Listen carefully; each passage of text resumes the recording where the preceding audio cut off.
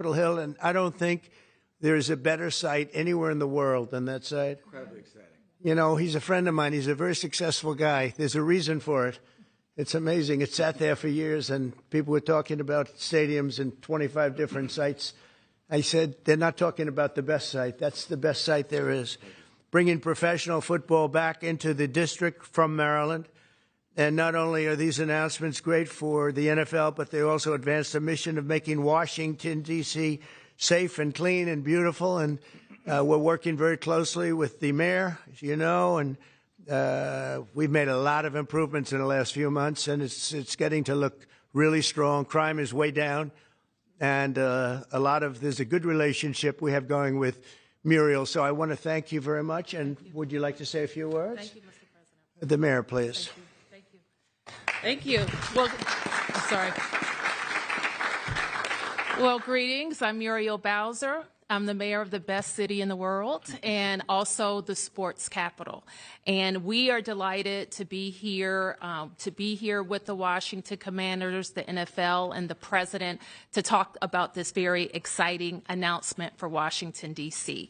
We believe in investing in sports because they have helped us transform neighborhoods, and the NFL bringing this event to the nation's capital will help us fill hotel rooms, our restaurants, and Americans from all 50 states will come to their nation's capital and enjoy our beautiful city and museum. So we're just delighted to be here, and we want to thank everybody for all the hard work to get here. Thanks, Mayor.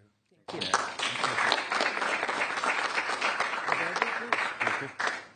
Well, Mr. President, thank you. We're honored to be here in the Oval Office, and to have you announce the 2027 NFL Draft is a special treat. So thank you for your support.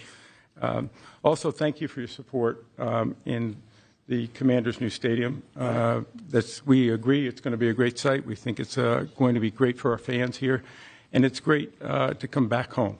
And so we're very excited about that. Josh is leading the way on our behalf, and the mayor, so we thank both of them for that. We also want to thank you because in the first term you helped us get a Canadian trade deal, which we want to make sure we note again and make Canada sure you know. Does not like me too much. They gave a great American company a lot of money that you deserved, frankly. So. Thank you. The draft has really become one of the great entertainment and sports events. Just a week ago in Green Bay, we had over 600,000 people attend. The year before in Detroit, we had close to 800,000. As the president remarked, we believe we'll be well over 1 million when we come here to D.C. in 2027. So we not only believe it's a great site, we believe it's consistent with what the president said, which is investing in our communities, investing specifically here in the nation's capital, one that I grew up here in Washington, D.C., and is particularly important. We think we can have a tremendous impact on this community, and it will not just be an event, it will be something that will show the world how far the nation's capital has come and where it's going. So we're very excited about that. And we thank everybody here. We thank you for your support. We know it's going to be a great event. And Mr. President, we thank you again. Thank you very much. You're welcome. Good luck with it. Yes, thank you. Thank you. Mr. President, thank you very much. We wouldn't be here without you. Thank you for your leadership in terms of the stadium, and now, what a great day for Washington. I mean, to host the NFL Draft in 2027 on the Mall. I believe we'll get over 1 million people, and it's going to be an amazing day, and it'll showcase what Washington's all about, but it'll also showcase what our country's all about. Washington is the gateway city to our country, and you know, it'll be an amazing day, and we can't wait to get started. And I couldn't have done it without my partners, Roger Goodell, thank you, and Mayor Muriel Bowser. And we're ready to get to work, and I can't imagine RFK coming back. I grew up here.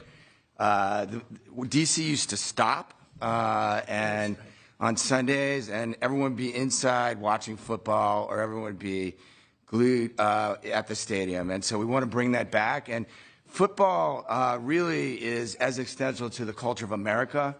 We all love it. We all watch it. And it brings people together. And so what a great way to celebrate the United States of America, the NFL, and the Washington Commanders. And President Trump, we leave on your desk a Trump jersey. You are the ultimate commander, so it is a Commanders jersey. There's no bird on it, but you know, we appreciate you and thank you for everything you've done, and look forward to the future. Thank you very much. Thank you. And I have to say that Josh had a very good draft a short while ago. You have a very good quarterback. We do. Great quarterback, I think. Yeah, great. Any questions, please, about the stadium or any of it? Yeah, please. Yes. Thank you very much. Yes, thank you so much. About the draft, and I would like to upcome an event that it was already mentioned here, the World Cup. Although United States, the passion here is football. For the World Cup next year, how do you envision, Mr. President, this event here in the United States? It'd be fantastic. I worked very hard to get the World Cup. It was, in fact, I think I have the trophy right here, right behind you. Don't have a picture taken with Roger and that trophy, by the way.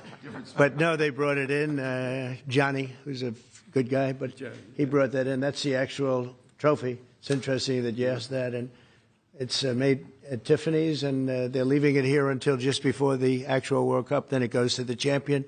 But that's very exciting. We have the Olympics. So we have both of them. I worked very hard in getting both, and I said, you know, I'm not going to be able to be there as president. And then a strange thing happened. And it turned out I became president not for the term that I was supposed to be. I became president where we have the Olympics and the World Cup, and we have something that maybe surpasses everything, the 250th anniversary of our country. So that's going to be great. That's going to be a very big event, a year-long event. So thank you for the question. Very nice question. Yeah, please. Yes. So you've often said you want U.S. to be bigger, better, and stronger. Currently, Russia is the biggest country in the world by landmass, followed by Canada and then China.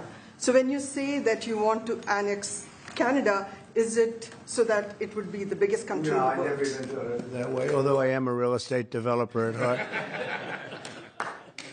I've never heard that question.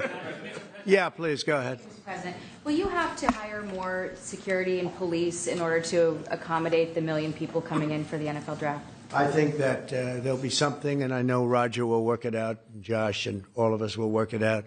It's such an honor to have that. I think it'll be great for everybody, great for our country. It'll be something very special. There's no scene like it. There's no site like it.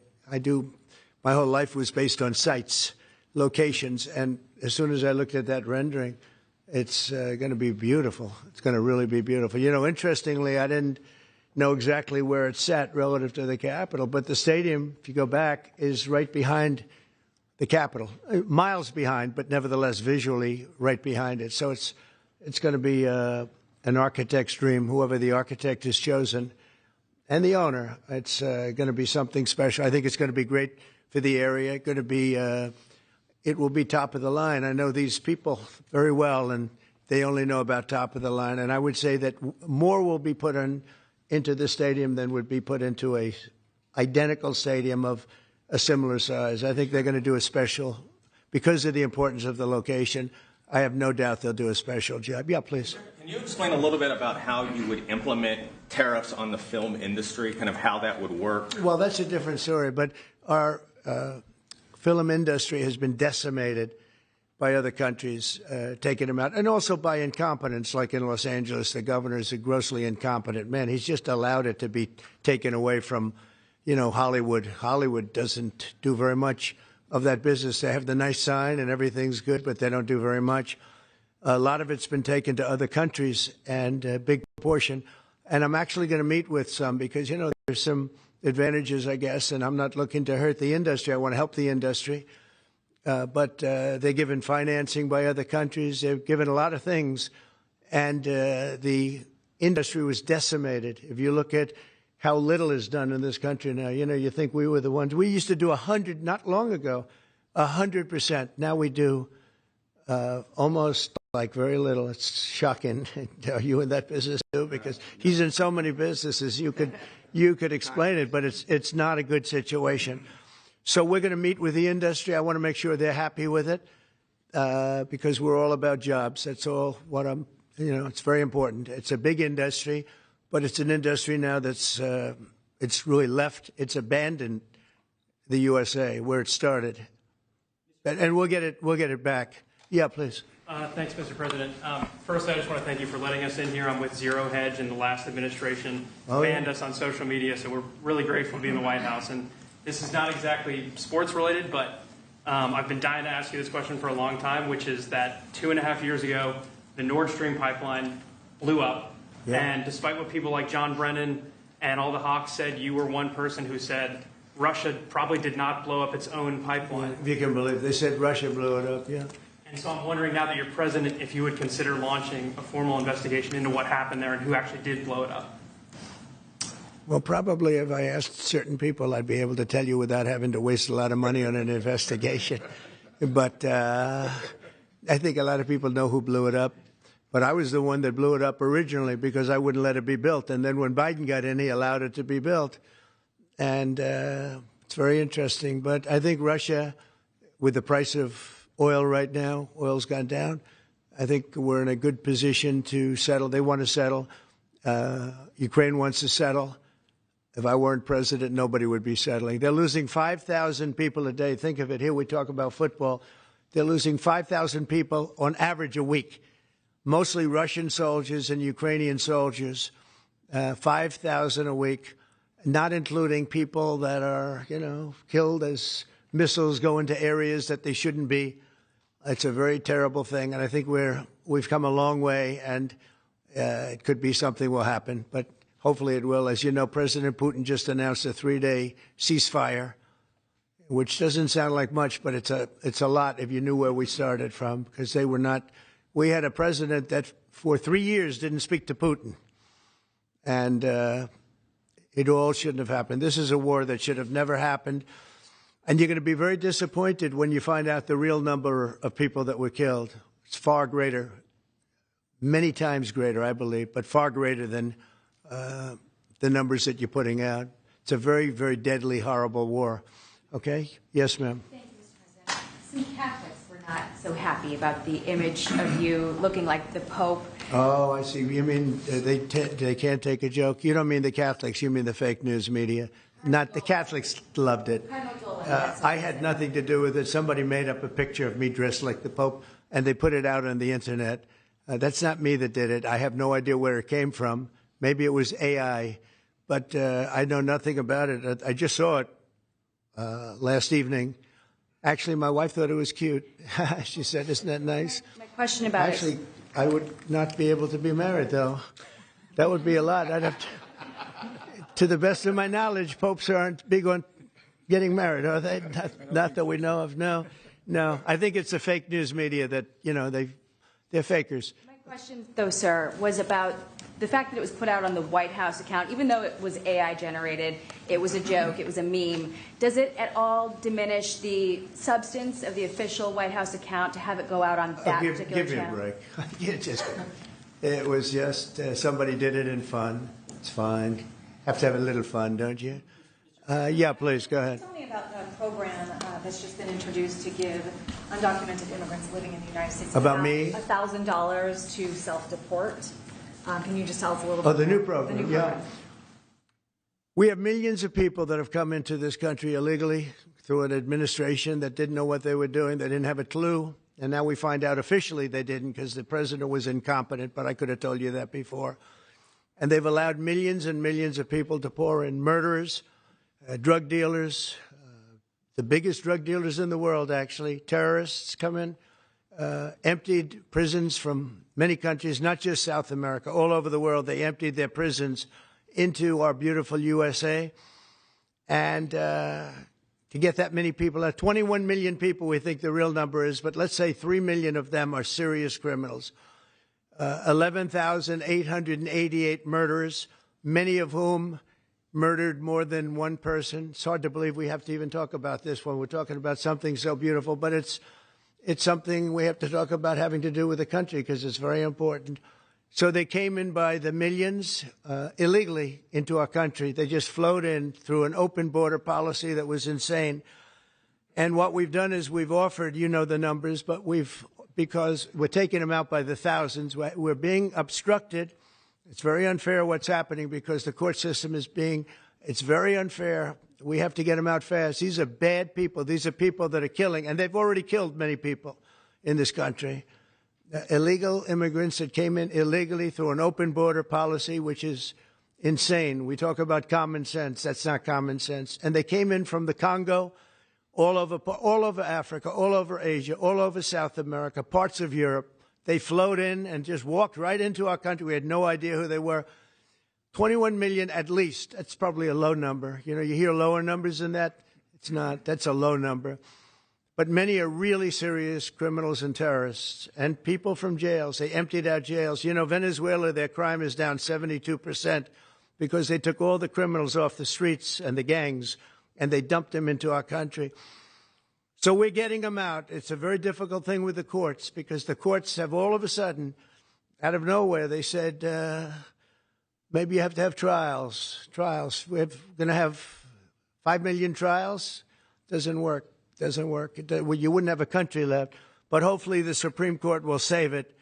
But what they've done is a very, very serious thing. You know, past presidents took out hundreds of thousands of people when needed. You look at Eisenhower, you look at many of them, and they took people out and they didn't go through any of this. But what we thought we'd do is a self-deport, where we're going to pay each one a certain amount of money, and we're going to get them a beautiful flight back to where they came from, and they have a period of time. And if they make it, we're going to work with them so that maybe someday, with a little work, they can come back in if they're good people, if they're the kind of people that we want in our company, industrious people that could love our country. And if they're not, they won't. But it will give them a path to becoming, to coming back into the country. If they miss that limit, they're going to be taken out of our country, and they will never get a path to come back in, and it'll be a much tougher process. And it's called self-deportation. And by doing that, you're talking about so many millions of people.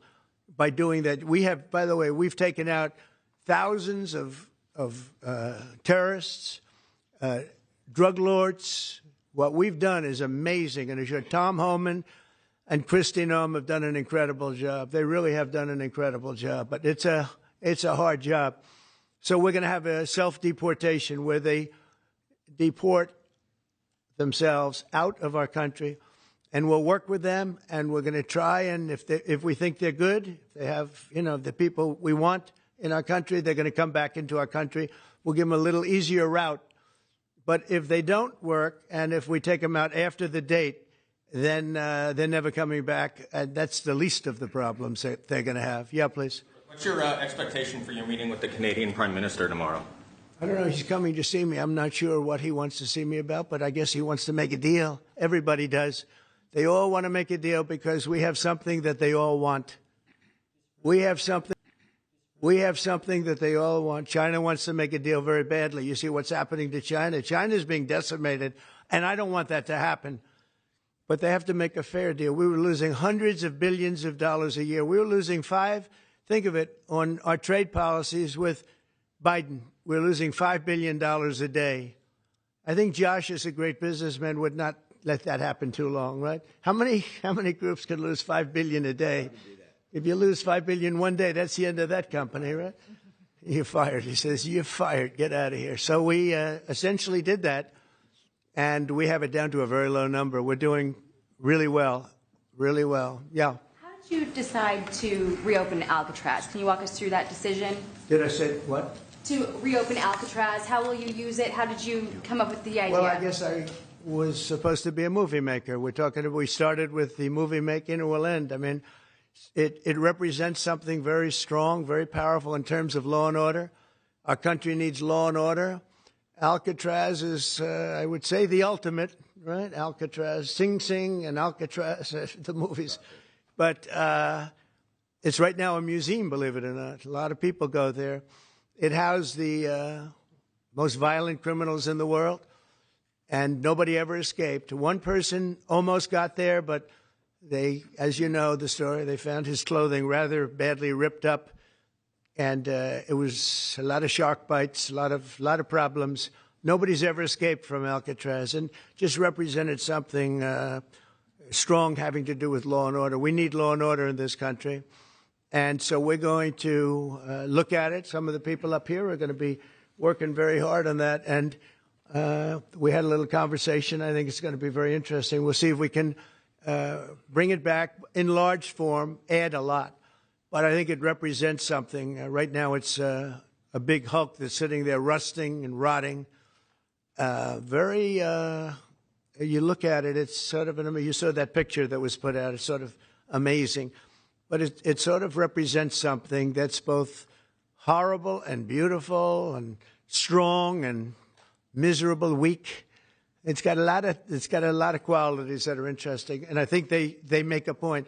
Okay, are you guys okay? I want to just say that it's such an honor to be up here with my friends, because this is a group of people that have done an amazing job, and all we can do, Muriel and I, is give them the greatest sight there is, I think, that I've ever seen for something like this. And I did very well in the real estate business. I think this is the greatest site there is anywhere in the world for exactly what you guys are doing. And we'll work with you. We've got a lot of work to do to get it going, but we'll work with you and we'll try and make the dream come true. And I want to thank you all very much for being here. Thank you. Thank you very much.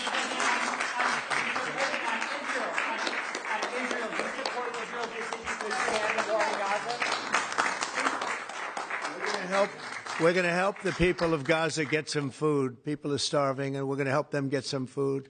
A lot of people are making it very, very bad. If you look, Hamas is making it impossible because they're taking everything that's brought in. But we're going to help the people of Gaza because they're being treated very badly by Hamas. Thank you very much. Thank you,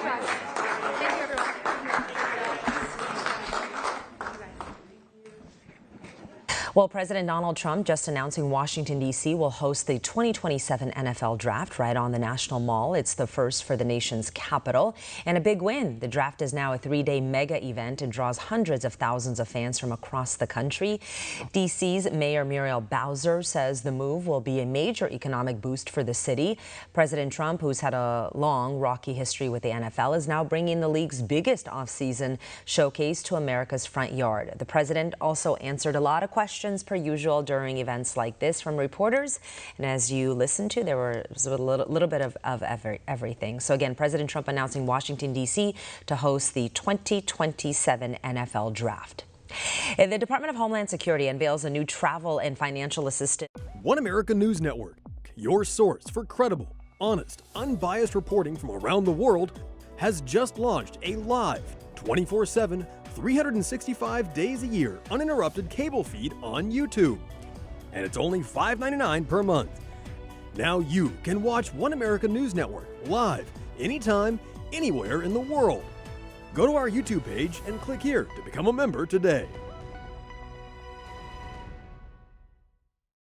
One America News Network, your source for credible, honest, unbiased reporting from around the world, has just launched a live 24/7 365 days a year